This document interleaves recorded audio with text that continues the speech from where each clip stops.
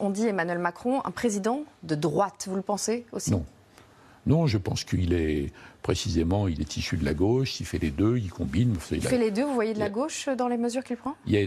Dans les mesures qu'il prend, si vous regardez l'histoire de la gauche depuis 30 ans, il y a toujours eu des gens de gauche pour préconiser ça. Toujours. Alors, souvent, ils étaient minoritaires.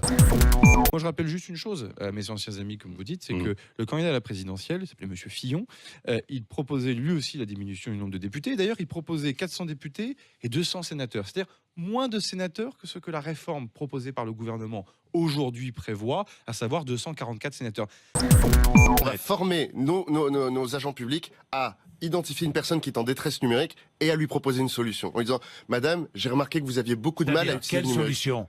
Une formation locale par une association locale ou un professionnel local qui, en 5 à 20 heures...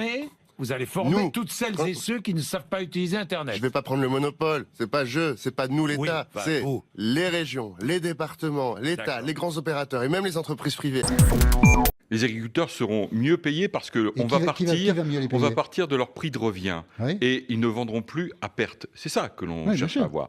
Ne plus vendre à perte, faire en sorte qu'ils aient un revenu pour qu'ils puissent investir et produire une alimentation de meilleure qualité.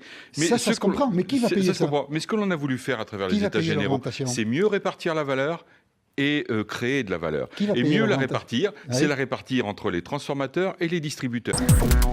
D'ailleurs, vous rappeliez la parole et l'engagement du président de la République. Il avait bien dit, j'ai demandé au gouvernement de prendre les dispositions nécessaires pour que ce soit interdit au plus tard dans 3 ans.